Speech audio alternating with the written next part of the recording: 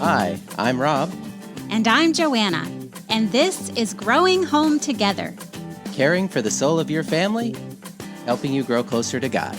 And each other. Thank you for joining us today at the Growing Home Together podcast. You know, I think today a lot of people are wondering, where is God? Where is God in the racial injustice and the riots and the politics in our country? And how can I see God in this pandemic? And where is God when my child is crying in front of a Zoom call instead of going to school? How can I hear God's voice when I'm completely overwhelmed? Well, today we are thankful to welcome our guest, Mark Buchanan, who offers a unique and wonderful way to connect with God that can give you some hope right where you are.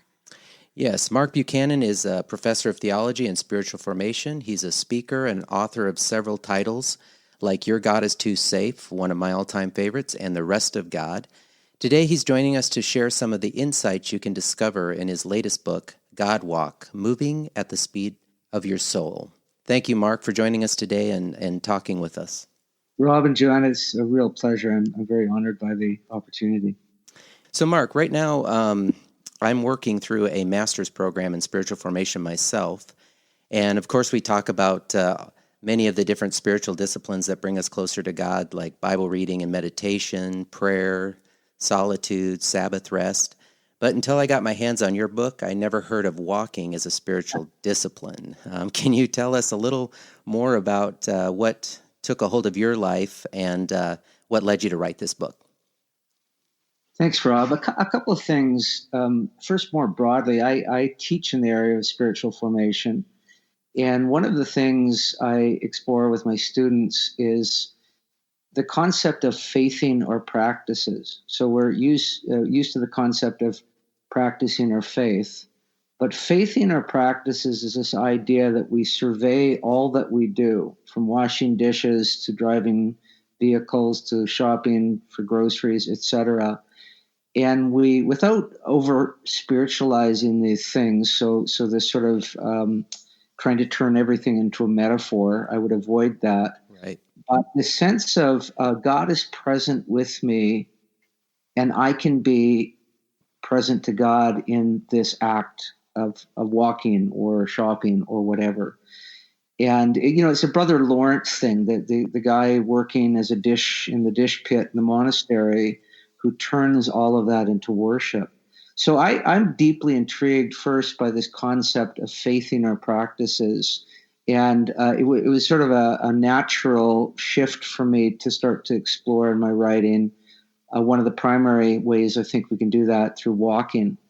More specifically with this book, and I explained this in the introduction, I have been frustrated for a long time that most spiritual traditions outside of the Christian faith, so Hinduism or Taoism, etc., Sikhism, have some corresponding spiritual or physical discipline. Mm-hmm. So famously, Hinduism has yoga. But Christianity, which is this deeply incarnational faith that says the word becomes flesh and we always seek ways to embody that which we believe, Christianity has no corresponding physical discipline. And yet, somewhere along the line, I realized as I was reading and rereading Scripture and all the references to walking, mm-hmm. that those are more than metaphor. Those are actually, in sense, it's an embedded truth in Scripture that people were literally walking out their faith. They were working it out one step at a time. And so the book sort of emerges out of that frustration with, thinking there's no spiritual or physical practice for Christian faith, and then realizing, oh my goodness, it's always been there. It's walking. So I was thinking how it's interesting because before the pandemic shut everything down, we were all just going at a crazy pace. And if you asked anybody how they were doing, they'd almost always say, oh, we're so busy. But now we're noticing how many more families are out there on the sidewalks walking together, and how even in our own family, we've spent more time walking through our neighborhood and going out to the hiking trails than ever before. And our youngest son, he's 9 now, he's become so used to a walk every night that it's kind of hard for him to settle down without it. And I was wondering if you think perhaps as a culture that we're more ready for your message about walking as a spiritual practice than ever before. Oh, Joanna, that's such a great question. In fact, we had a serious conversation about 2 months before the book launched. Mm-hmm. It was all ready, cover design, everything was ready. Whether we should release it earlier while there was this sort of recovery or rediscovery of walking. And for various reasons, we waited until the planned and scheduled release date. But I was astonished. I have been a walker for a long time, but many of us were reduced to that as our primary form of exercise during the height of the lockdown. And my wife and I, who have walked our neighborhood for the 7 years we've lived here, we've discovered our neighborhood through walking. During COVID, we discovered our neighbors. That's really good. The flowers are busy. and I hope this doesn't go away. And one of the arguments I make in the book is that that mindless busyness that you talk about, this haste, this rush, this drivenness, has actually squelched a number of things in our spiritual formation, in our development as neighbors and community and friends. And I think what we stand poised for, if we don't lose the discovery of this gift and this practice of walking, I think we might. Well, the way I put it in, I think somewhere in the book, if we slow down, we'll catch up. Yeah, that makes a lot of sense. Yeah, we've fallen behind in serious things of the soul through our haste, and if we slow down, we catch up. Yeah, that's so good. And I noticed, there are so many practices that we, especially in the area of walking, where we just get used to hearing it. And after I read your book, I looked at all the scriptures I saw in walking, which came up over and over and over again. Just in my daily reading, I wasn't looking for it, but it took on new meaning to me. And in your book, you describe as a pastor, if you talked well, it was because you walked first. How does walking play a part in your teaching and your ministry?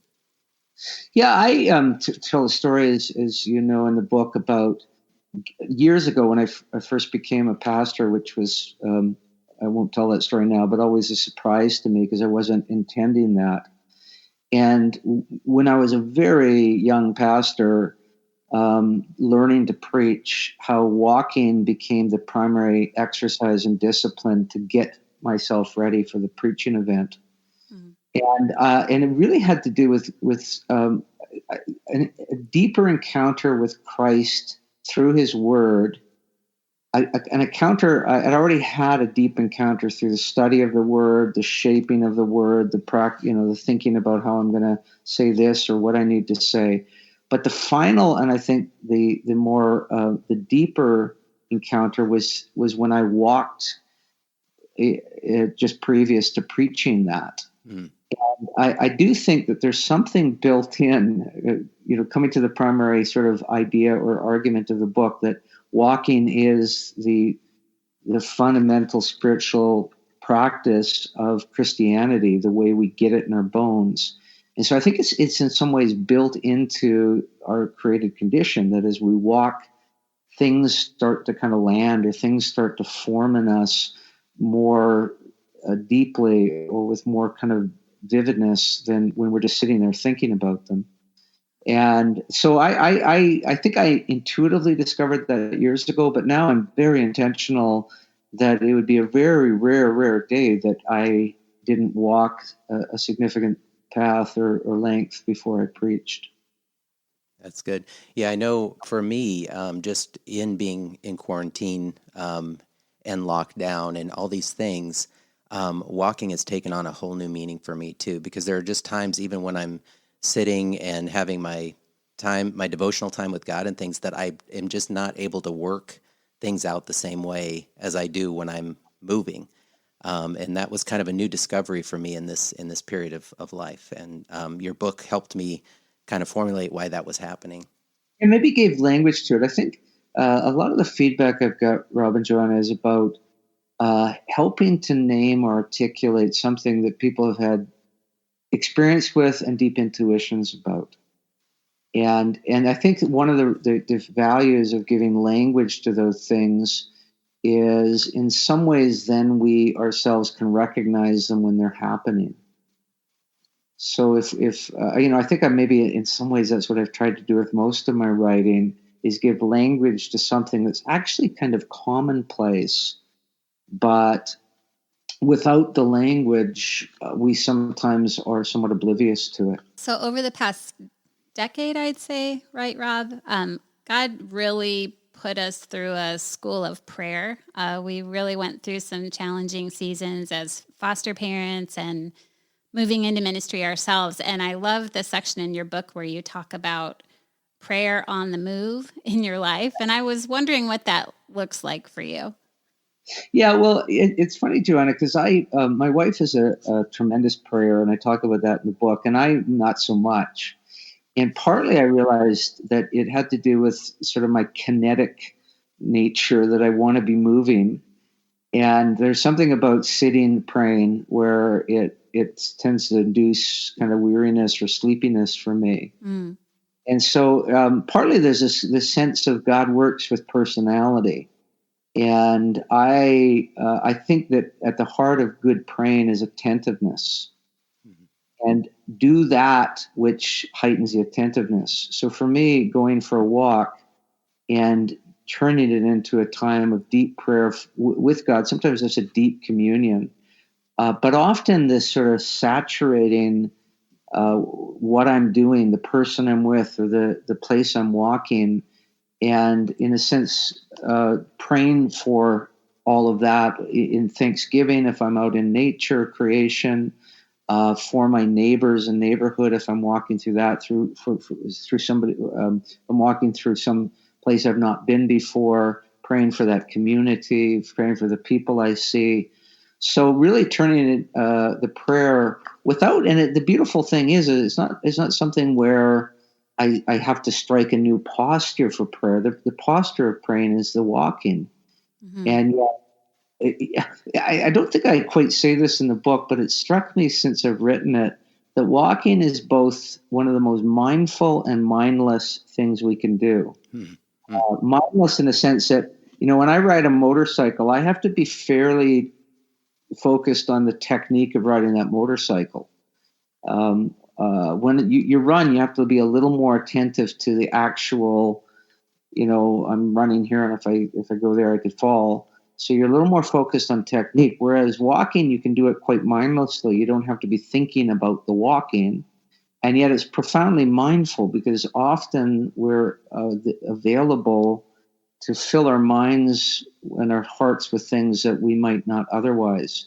Well, in some ways, that's a perfect description of prayer, where we kind of lose ourselves in the praying. We're not thinking about the techniques of praying. We're praying well. Mm-hmm.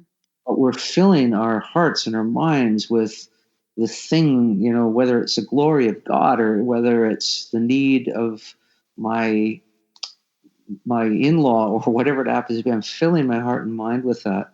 So I just think that walking pairs beautifully with the practice of prayer. Right.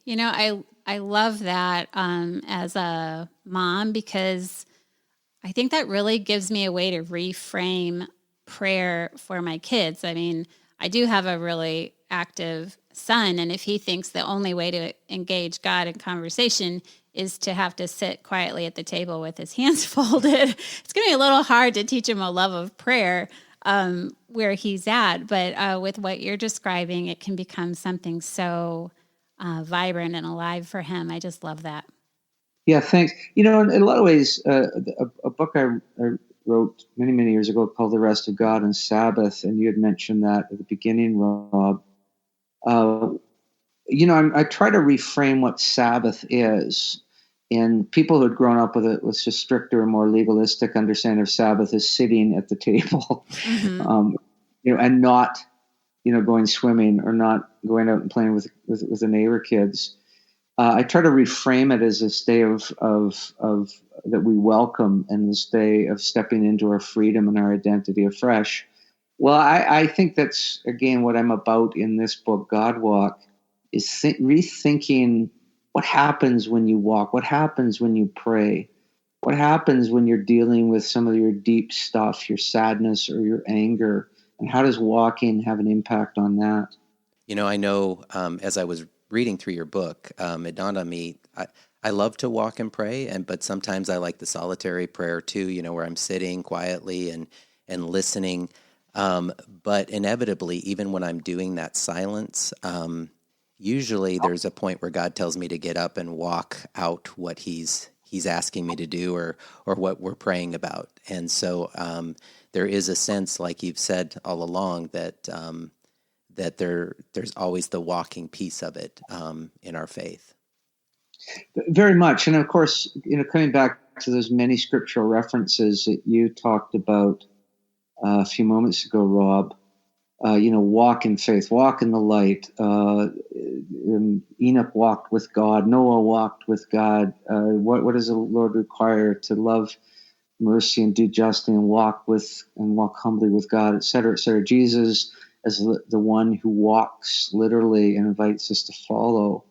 So there's this sense of always we're asked to walk this thing out. Yes. And of course, we have a phrase that we've heard and probably used a lot. You've got to walk the talk. Right.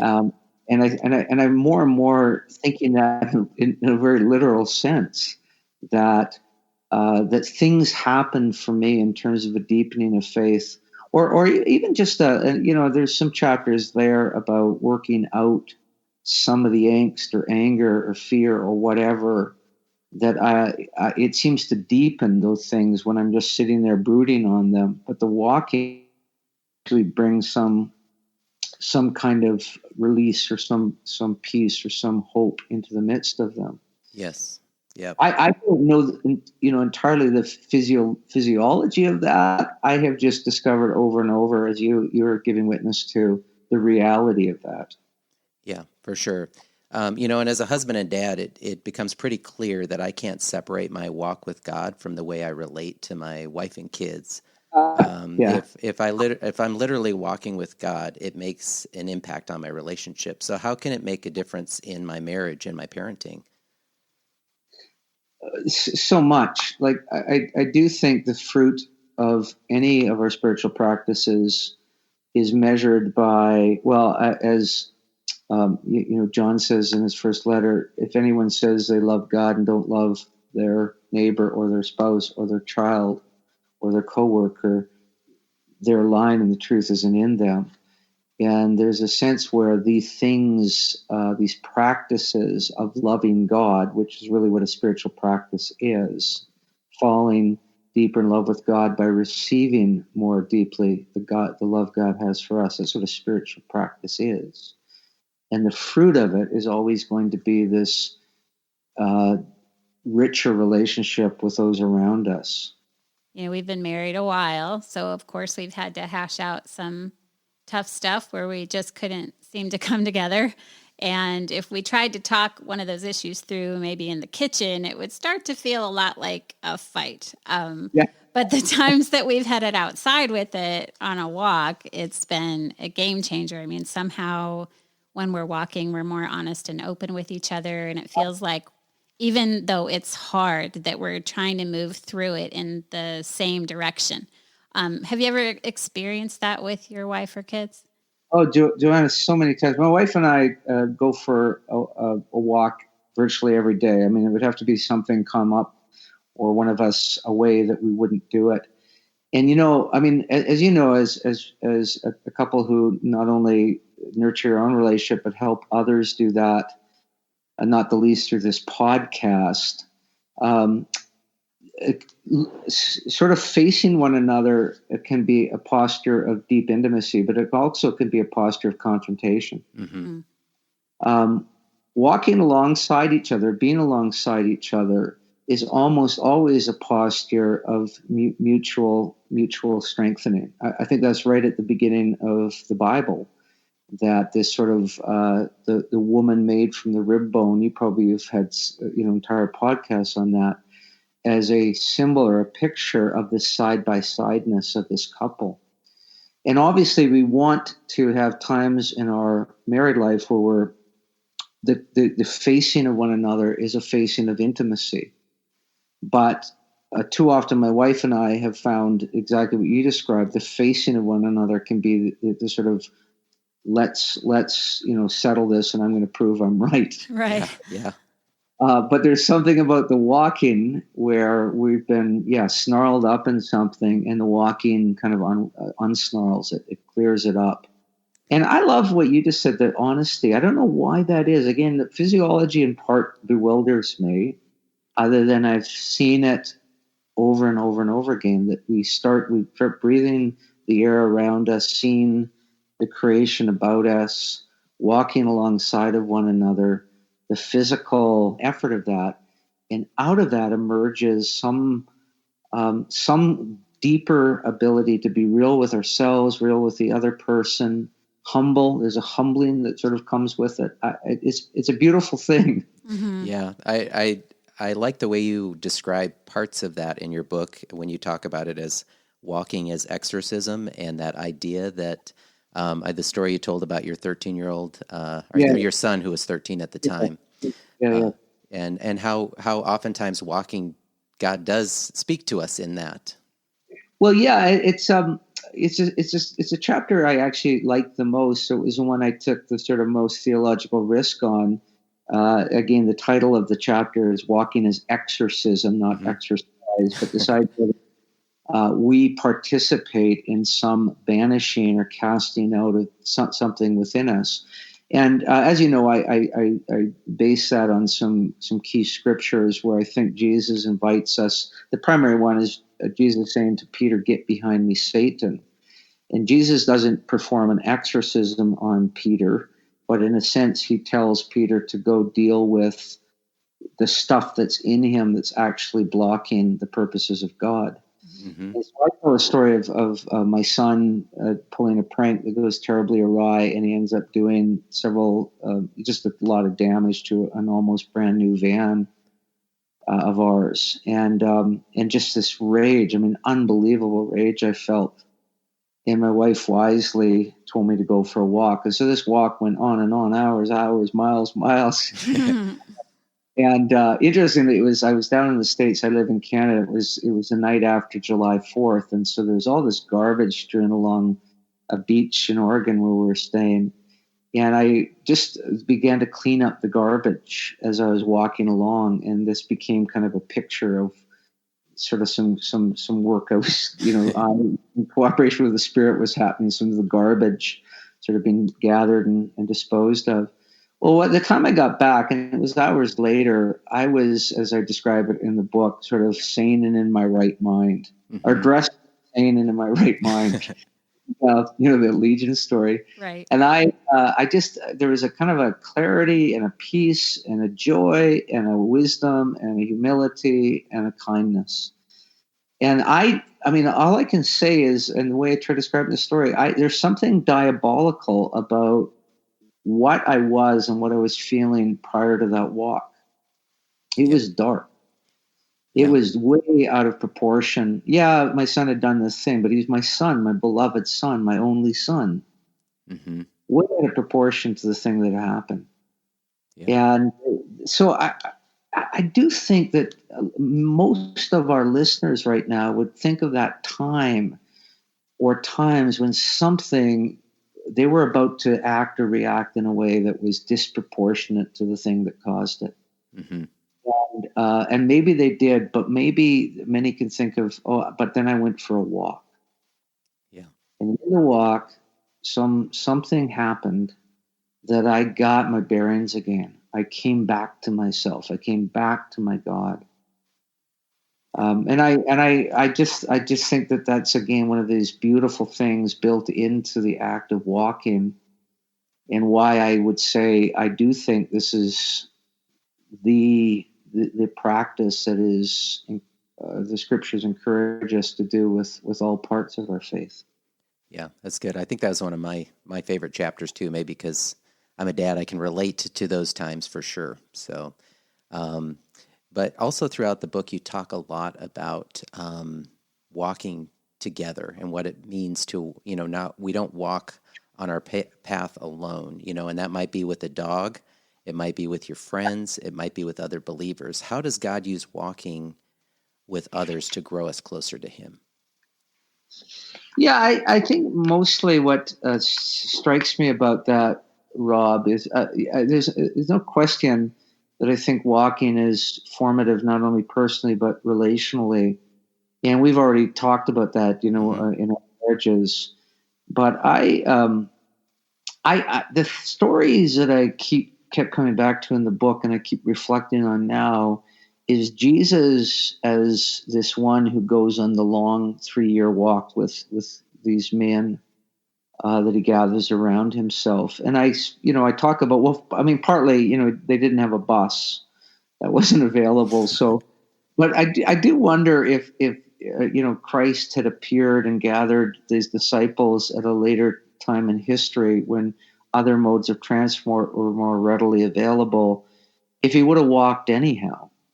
Because it seems to me that a lot of what's happening is on the way. Mm-hmm. A lot of the formation, a lot of the teaching, a lot of the correcting. And so one of the things I explore is that, and particularly looking at Mark's gospel, if you draw an itinerary or a kind of, you trace the geography of the travels mentioned in Mark's gospel, you realize that Jesus almost always took the most roundabout way from point A to point B. So it's like he's saying, okay, we got to go to this place. What's the most kind of out of the way route we can get there? Right. Yeah. And so why is that? And I think partly it's what happens in relationship when we walk. And my wife and I have found this that I think over the last few years, and partly maybe as a result or because I was writing this book over the last couple of years, our walking increased. And we've already talked about how COVID did that for many people.